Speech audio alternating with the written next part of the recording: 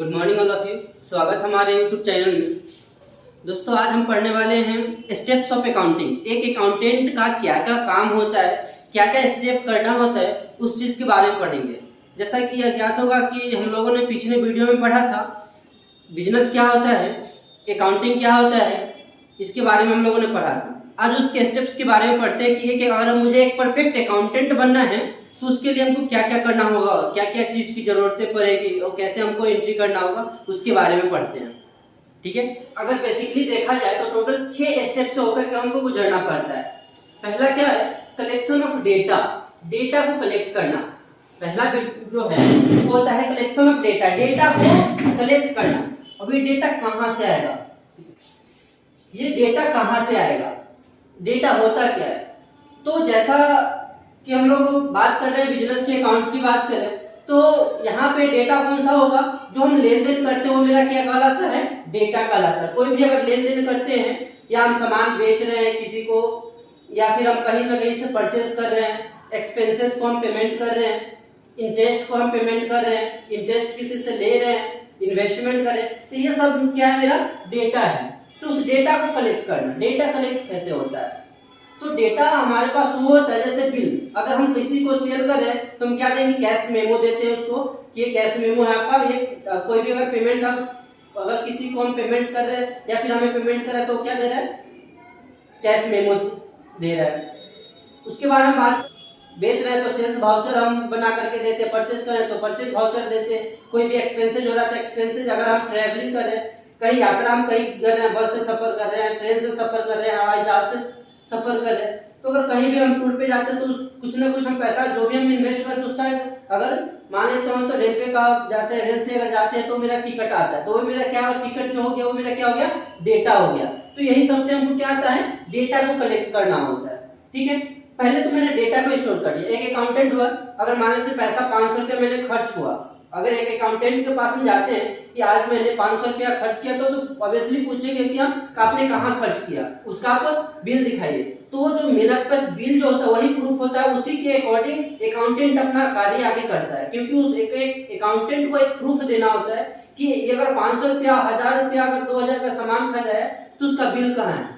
तो अगर आप बेसिकली अगर मानिए तो आपने अगर कहीं मार्केट से गया और मोबाइल को परचेज कर लिया, मोबाइल अगर परचेज किए तो अगर दुकानदार से आप बिल नहीं लेते तो क्या आपके पास क्या प्रूफ है कि उससे आपने सामान खरीदा। अगर वो फोन खराब होता है तो आप किससे जाकर के, अगर दुकानदार के पास फिर से अगर जाइएगा तो बोलेगा कि नहीं, मैं आप मेरे यहाँ से दुकान से सामान नहीं खरीदे।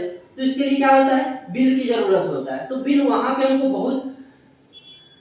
बहुत ही इंपॉर्टेंट चीज है, हमको बिल, और बिल से ही हम लोग ट्रांजेक्शन करते हैं। तो पहले मैंने तो डेटा कलेक्ट किए, उसके बाद डेटा कलेक्ट करने के बाद हमको क्या करना है, मैंने सामान तो खरीद के लिया, तो क्या अगर सामान खरीद करके ले आए, वो उधार में या फिर नगद में हो, सामान खरीद के ले आए या आपने किसी को सामान बेचा या आपने एक्सपेंसेस किया, तो उसको कहीं ना कहीं तो लिख करके रखिएगा ना। आपको याद, इतना बड़ा ट्रांजेक्शन होता है, बिजनेस बहुत बड़ा होता है, तो क्या उसको तो आप लिख करके कहीं रखना हो, क्योंकि याद ऑब्वियसली है कि हम लोगों को पूरा बातें याद नहीं रहता। अगर 2 दिन 4 दिन का बात है तो याद होगा, महीना 6 महीना का अगर हमसे पूछा जाए कितना को अगर किसी को सेल किए हैं तो कितने का सेल किए हो, याद रहेगा, नहीं रहेगा। इसके लिए हमको क्या करना है, रिकॉर्ड करना होता है। तो उसको हम बोलते हैं रिकॉर्डिंग ऑफ डेटा, डेटा को रिकॉर्ड करना। अब इसके बारे में डिटेल हम लोग आगे पढ़ेंगे। उसके बाद क्लासिफिकेशन ऑफ डेटा, क्लासिफिकेशन का डेटा क्या होता है। तो तीसरा मेरा काम जो होता है एक अकाउंटेंट का, डेटा, पहला काम हुआ कलेक्शन ऑफ डेटा, डेटा को मैंने कलेक्ट कर लिया। दूसरा का काम हो, डेटा जो आया उसके बाद हमने अपना डायरी मेंटेन करके लिख दिया कि इतने सारी को इतना रुपया खर्च हुआ है या इतना का सेल हुआ। उसके बाद क्लासिफिकेशन करना होता है, क्योंकि डेली अगर हम डेटा अगर एक पेज में लिखते हैं तो बहुत सारा डेटा भर जाता है, और सबका अगर पूछा जाए तो वो सही से हम लोग मेंटेन नहीं कर पाते हैं। डेली वाइज अगर हम, एक दुकानदार है, सिंपल में एक दुकान की बात लेते हैं, अगर कोई अगर उधार में सामान लेता है तो आप जैसे कि आप लोग देखते होंगे कि अपना एक कॉपी रखता है और ऊपर में डेट वाइज चढ़ा देता है कि आज इतने को मैंने उधार सामान दिया।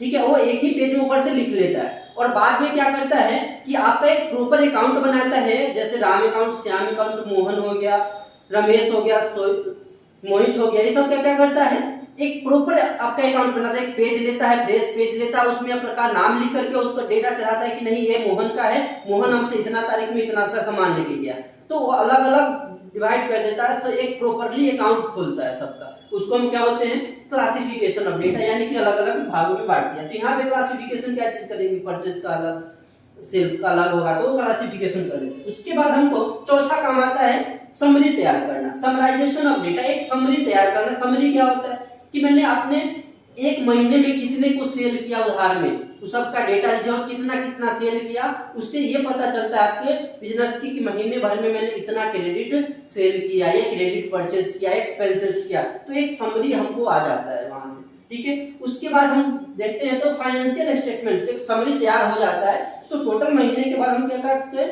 एक साल में हम फाइनेंशियल स्टेटमेंट को तैयार करते हैं। जो हमको अगर बिजनेस करते हैं तो ऑलरेडी हमको चाहिए कि मेरा बिजनेस में कितना प्रॉफिट हो रहा है, लॉस हो रहा है, ये हमको जानने की बहुत ही, सब बिजनेसमैन को ये जानना बहुत ही आवश्यकता है कि क्या बिजनेस कर रहे हैं, मेरा प्रॉफिट हो रहा है कि लॉस में जा रहा है, इससे क्या इनकम हो रहा है, मेरे बिजनेस में क्या क्या अभी अवेलेबल है, ये सब जानने की उसके उत्तरदायित्व होता है। और ये सिर्फ बिजनेसमैन को ही जानना जरूरी नहीं होता, आपके में के बिजनेस में जो भी इन्वेस्ट कर रहे हैं, अलग अदर पर्सन इन्वेस्टर हो गए, डेटर हो गए, जो भी इन्वेस्ट कर रहे हैं आपके बिजनेस, उसको भी ये जानने की जरूरत है कि हम जिस बिजनेस में अपना पैसा लगा रहे हैं, शेयर लगा रहे हैं, तो क्या वो प्रॉफिट में जा रहा है कि लॉस में जा रहा है, ये जानना बहुत ही आवश्यकता होता है। तो इसके लिए हम लोग क्या बनाते हैं, फाइनेंशियल स्टेटमेंट बनाते हैं, जिसमें ट्रेडिंग प्रॉफिट एंड लॉस और बैलेंस शीट को हम बनाते हैं।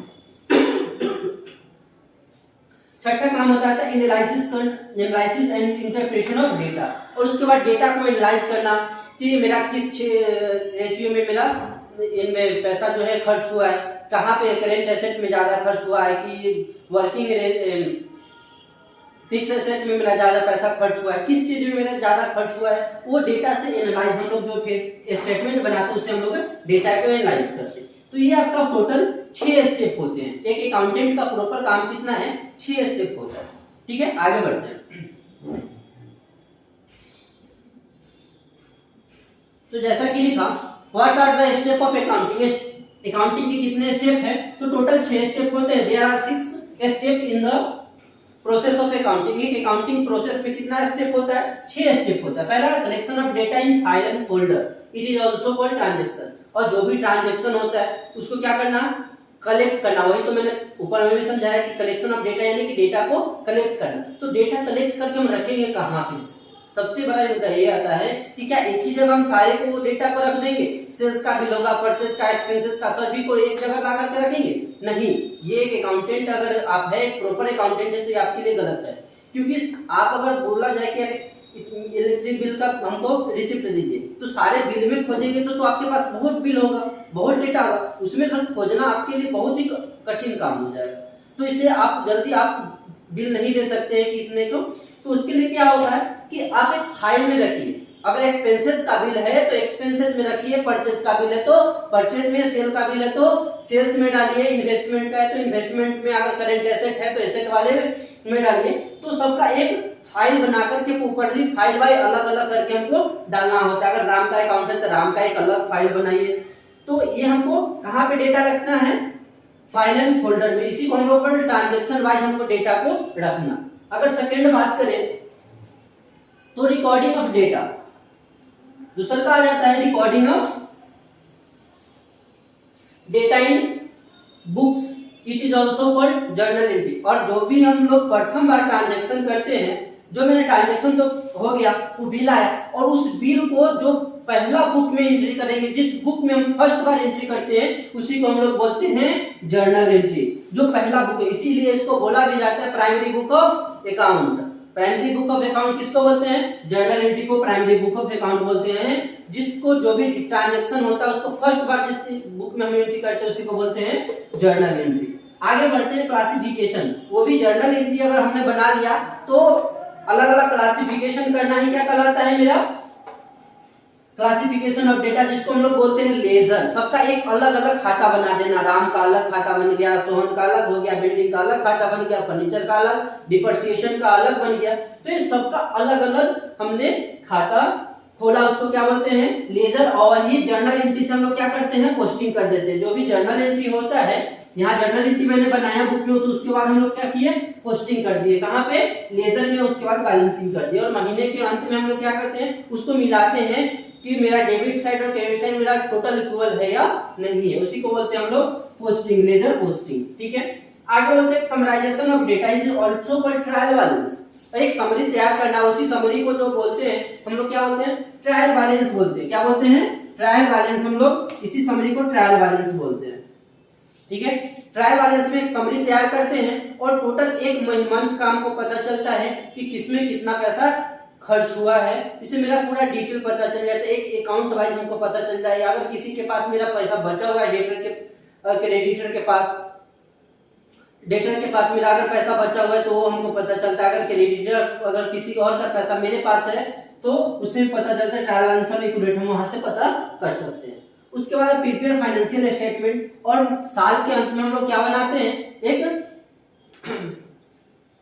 फाइनेंशियल स्टेटमेंट को हम लोग तैयार करते हैं, जिसको हम ट्रेडिंग प्रॉफिट और फाइनेंशियल स्टेटमेंट में हमको 3 अकाउंट तैयार करना पड़ता है। पहला कौन सा है, trading account, second profit and loss account, और लास्ट क्या होता है, balance sheet account. Trading account क्या हमको निकाल करके देती है, ट्रेडिंग अकाउंट आपको ये निकाल के देगी ग्रॉस प्रॉफिट कितना हो रहा है आपके बिजनेस में, नेट प्रॉफिट नहीं निकाल के देगी, क्योंकि प्रोडक्ट बनने के ऊपर जितना भी खर्च होता है बनकर के अगर प्रोडक्ट आ गया उस पर जो होता है वही हमको निकाल कर देता है, ग्रॉस प्रॉफिट हमको निकाल करके देता है कि एक सामान आपको बन के यहाँ तक तैयार हो गया। नेट प्रॉफिट कब देगा, नेट प्रॉफिट हमको कब मिलता है, नेट प्रॉफिट वही अगर प्रॉफिट एंड लॉस अगर अकाउंट बनाते हैं तो हमको नेट प्रॉफिट यहाँ से निकल के आता है। और आपके बिजनेस की क्या स्थिति है, बिजनेस में क्या उसका इकोनॉमिक्स वैल्यू है, वो हमको कौन देता है, इकोनॉमिक वैल्यू का पता हमको बैलेंस शीट लगाता है कि आपके बिजनेस में भी स्थिति क्या है, आपके पास कैश कितना पड़ा हुआ है, बैंक में कितना बैलेंस है, फिर एसेट कितना का पड़ा हुआ है, लायबिलिटी कितने का है, ये टोटल हमको जानकारी कौन देता है, बैलेंस शीट हमको देती है। उसके बाद हम लोग डेटा को एनालाइज करते हैं, बैलेंस शीट के द्वारा हम लोग क्या करते हैं, डेटा को एनालाइज करते हैं कि किस क्षेत्र में मेरा कितना इन्वेस्ट हुआ है। ठीक है, आज के वीडियो में इतना ही, मिलते हैं फिर नेक्स्ट वीडियो में नेक्स्ट टॉपिक लेकर के। और दोस्तों चैनल को सब्सक्राइब करें, लाइक करें और शेयर करें। Thank you for watching this video.